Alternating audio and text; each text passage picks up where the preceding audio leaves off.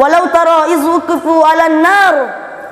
Kalau saja engkau melihat ketika mereka wuqifu 'alan nar, ditegakkan di atas api neraka. Ketika akan dilemparkan ke dalam neraka, faqalu, mereka berkata, ya laitana nuraddu wa la nukazziba bi ayati rabbina. Andai saja kami dikembalikan lagi ke dunia, tentu kami tidak akan mendustakan ayat-ayat Tuhan kami. Mereka berharap, berangan-angan kembali ke dunia. Untuk apa? Beriman kepada Allah Subhanahu wa ta'ala. Assalamualaikum warahmatullahi wabarakatuh.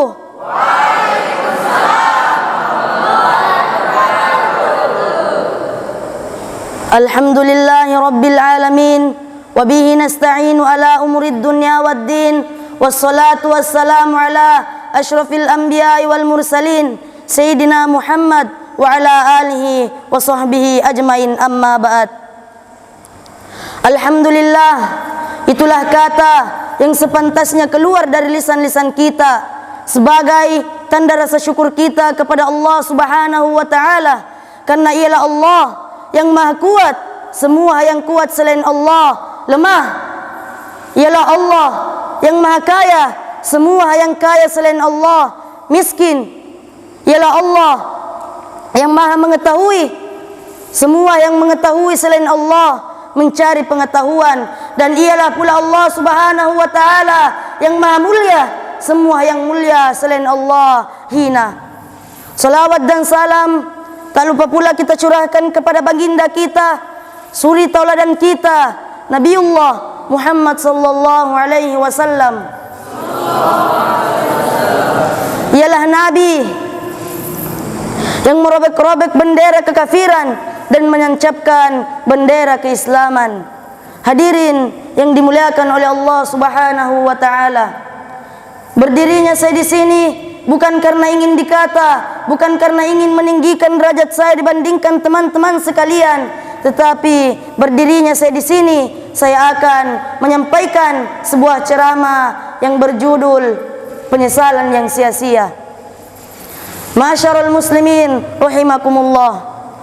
Orang-orang kafir sangat ingin, yawaddu melebihi kata yuhibbuk, sangat menginginkan kalau saja mereka kanu dahulu ketika di dunia muslimin, ketika mereka tahu hakikat, berangan-angan mereka andai saja dulu mereka di dunia tidak mendustai ayat-ayat Allah, andai saja dahulu mereka tidak mendustai hadis-hadis Rasulullah sallallahu alaihi wasallam. Seperti Allah Subhanahu wa ta'ala berfirman, walau tara iz wuqifu 'alan nar. Kalau saja engkau melihat ketika mereka wuqifu 'alan nar, ditegakkan di atas api neraka. Ketika akan dilemparkan ke dalam neraka, faqalu, mereka berkata, ya laitana nuraddu wa la nukazziba bi ayati rabbina. Andai saja kami dikembalikan lagi ke dunia, tentu kami tidak akan mendustakan ayat-ayat Tuhan kami. Mereka berharap, berangan-angan kembali ke dunia. Untuk apa? Beriman kepada Allah Subhanahu wa ta'ala. Mereka berangan-angan kembali ke dunia. Untuk apa? Untuk bisa sujud mentauhidkan Allah Subhanahu wa ta'ala, wa nakuna minal mu'minin, dan kami kembali menjadi orang-orang mukmin. Allah juga ceritakan penyesalan orang-orang kafir tersebut, hatta iza ja'atuhumus sa'atu baghtatan qalu ya hasratana ala ma farratna fiha.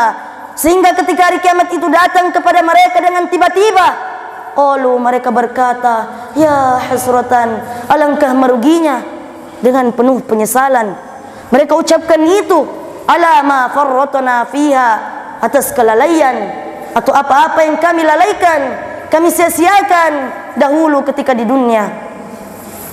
Saking menyesalnya, kalau di dunia orang menyesal menggigit jarinya, tetapi mereka menggigit kedua tangannya. Allah Subhanahu wa ta'ala menceritakan di dalam firman-Nya, wa yauma ya'uddu adh-dhalimu 'ala yadayhi wa yaqulu ya laitani ittakhadhtu ma'ar rasuli sabila. Dan ingatlah ketika orang-orang zalim menyesal menggigit kedua tangannya seraya berkata, ya laitana, andai saja dahulu aku ittakhadtu ma'ar rasuli sabila, aku menempuh jalan bersama Rasul sallallahu alaihi wasallam. Ketika angan-angan mereka tidak mungkin lagi terjadi kembali ke dunia, akhirnya mereka berangan-angan menjadi tanah, menjadi hewan, menjadi binatang, karena hewan-hewan di hari kiamat dijadikan oleh Allah Subhanahu wa taala tanah, debu. Akhirnya mereka berharap, ya laitani kuntu turaba, andai saja dahulu aku ini adalah seperti hewan-hewan itu, hari ini aku tidak disap lagi. Bahkan ketika di dunia, sesungguhnya hewan-hewan itu jauh lebih baik, jauh lebih mulia daripada orang-orang yang berpaling dari agama Allah Subhanahu wa taala. Allah Subhanahu wa taala berfirman di ayat sujudnya makhluk kepada Allah, alam tara anna Allah yasjudu lahu kullu man fis samawati wa man fil ardi wasyamsa wal qamara wan nujuma wal jibal wasyajar wadzawab. Dan tidakkah engkau melihat bahwasanya semua yang ada di langit dan di bumi sujud kepada Allah, matahari, bulan, bintang-bintang, gunung-gunung, pepohonan, hewan-hewan, dan banyak makhluk, banyak manusia. Wa katsirun minan nas sujud kepada Allah Subhanahu wa taala, menghambakan diri. Wa katsirun minhum haqqu alaihimul azab, dan banyak dari mereka manusia yang berhak mendapatkan azab. Faman yuhnillah fama lahu mukrim, barang siapa yang dihinakan oleh Allah karena tidak sujud, tidak diberi hidayah, tidak diberi petunjuk, tidak dibimbing oleh Allah, berarti Allah menghinakan dia. Siapa lagi yang bisa memuliakan dia? Walaupun banyak manusia mengagungkan, menghormati, memuliakan dia, di hati mereka sesungguhnya dia adalah orang yang paling hina. Mereka hanya butuh karena dia atau karena takut keburukan dia. Lihat wahai saudaraku, buka hati sebelum membuka telinga. Lihat betapa besar nikmat Allah Subhanahu wa taala kepada kita.